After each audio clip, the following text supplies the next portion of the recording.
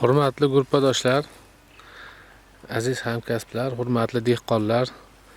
Mana bugun 2025-yil 24-sentyabr kuni mana To'da qishlog'ida shu mosh ekilgan dalada turibmiz.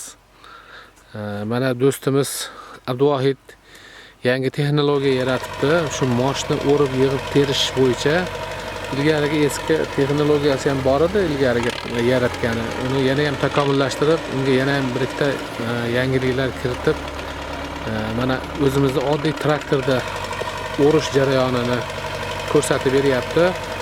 Mana shuni sizlarga bir taklif qilamiz.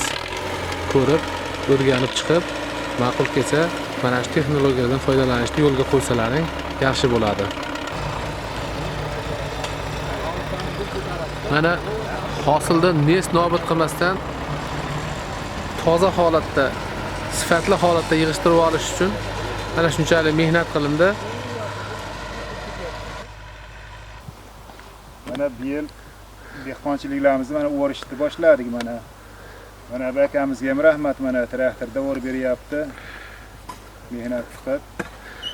Mana o'rish jarayonlari juda ajoyib.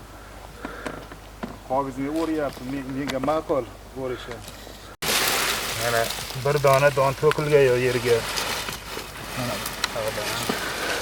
Mana ajratib olaveramiz. To'plab o'rib ketyapti mana. Mana bir dona to'kilgan yo'qdan qayergacha borsamiz. Suvlari qo'yib qo'yganmiz moshga, mana bir marta dori solib suv qo'ydik. Hasharotlar tushirmadik. Xudo xolasa yaxshi natija berdi. Larimiz zo'r. 100% ga pishdi mana. Uzunligi ham yaxshi, o'nishda, o'nakda dona bor. Har bitta donada mana.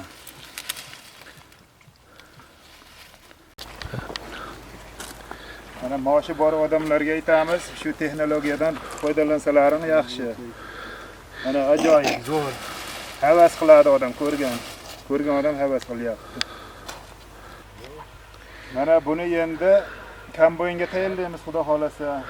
Mana bular tayyor. 3 tasini bitta qilib 5 likda to'planadi. Mana bunday qilib. Keyin kombayn donani ajratib beradi, xudo xolasa. 1-2 kun, 3 kunda quriydi. Buni 3 tasini bitta to'playmiz. Kombayn o'radi. Mana o'rib bergan akalarga ham rahmat. Shunchalik ishimizni yengillatib berdi bizga. Yaxshi edi.